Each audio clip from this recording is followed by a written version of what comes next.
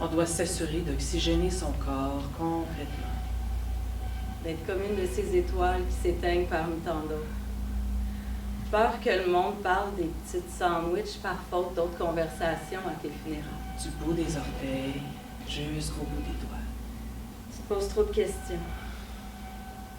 Est-ce que tu penses souvent à la mort ces temps-ci? Faut dire qu'avec tes crises de panique, ça serait dur de faire autrement. De la tête aux pieds. Et c'est plus profond que ça. T'as peur de manquer de temps pour accomplir tous tes projets. Que ça serait donc fucking injuste que tu te fasses frapper par un char quand il y a tellement de choses que tu veux faire. Respire. Ça va aller. Ça serait pas plus injuste pour n'importe qui d'autre.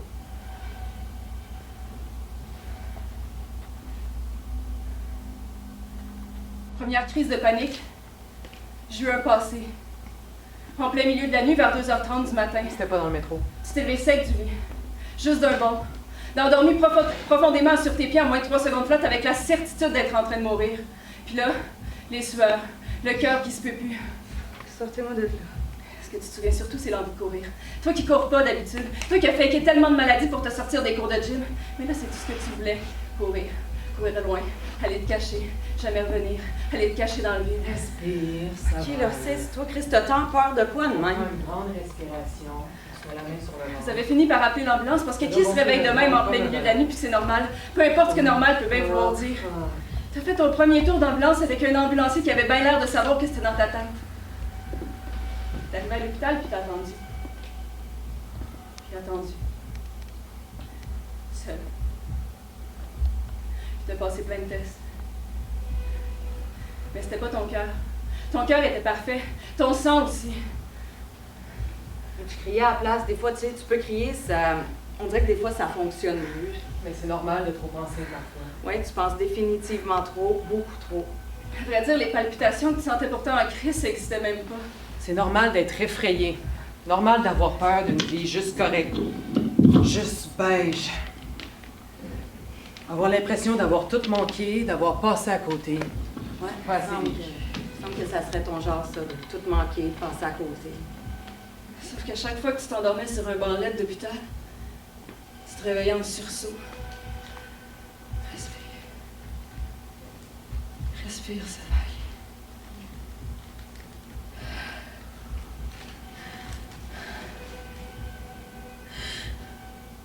Respire. C'est compliqué et avec beaucoup d'étapes. Trouver la paix intérieure, puis être toi-même, Chris. Oui, ces livres-là, tu sais, ils disent tout le temps la même affaire. Fais ce que tu veux vraiment faire et l'argent arrivera comme par magie. Voici 4 choses que vous ne faites pas, bande de cons. Voici ce que les autres font mieux que vous pour réussir. Ah, Sois pourrait mourir. toi-même, mais arrête de faire Il ça, pourrait puis mourir. ça, puis ça. Ou les kids. Puis c'est pas long qu'Internet puis Instagram te ramènent en pleine face ces gens pour qui ça a donc l'air facile de se sentir Tes heureux. parents ou...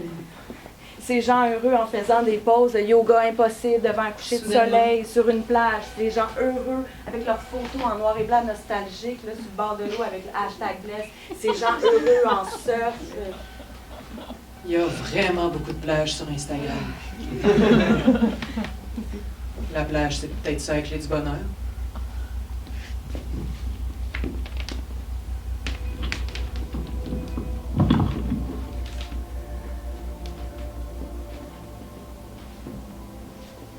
C'est le constant de ces pensées-là qu'on sous-estime souvent.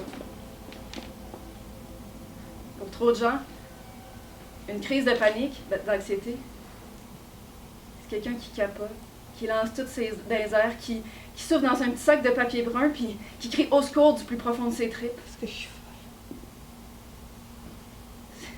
C'est quelqu'un qui capote, puis que c'est le même à chaque fucking fois, mais c'est pas vrai pour tout le monde, ça. Parce que je suis folle. T'as déjà eu la conversation la plus calme du monde pendant une crise. Même si en dedans tu capotais à vouloir te sauver de ta peau. T'as déjà baisé, donné une conférence, ri aux éclats pendant une attaque de panique. L'humain s'adapte à tout. Même au feeling d'avoir la certitude d'être en train de mourir. Eric, qu'est-ce que je fais? On veut tous du uplifting au fond.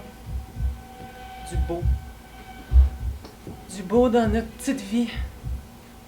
Le petit sac de plastique d'American Beauty. Mais l'affaire, c'est que tu te demandes bien comment tu peux bien être responsable de ton propre bonheur quand tu n'es même pas sûr de comment tu dois trier le linge sale pour la laveuse. Peut-être que l'important serait de retourner à l'essentiel. C'est peut-être ce que l'anxiété t'aura appris dans le fond.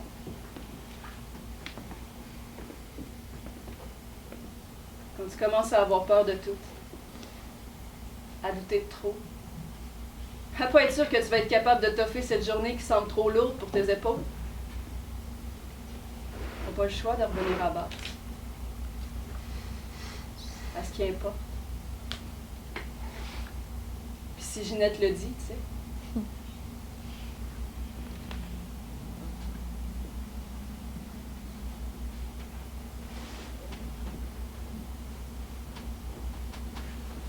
Essentiel. Le reste importe. La seule vérité, c'est qu'on peut pour quelqu'un.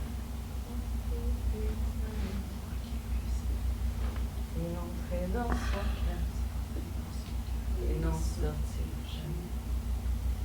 Et recevoir autant qu'on aimerait donner, ne plus s'appartenir, en être rassuré, et voir la joie de l'autre, Fondre de bonheur, mériter sa confiance et devenir meilleur.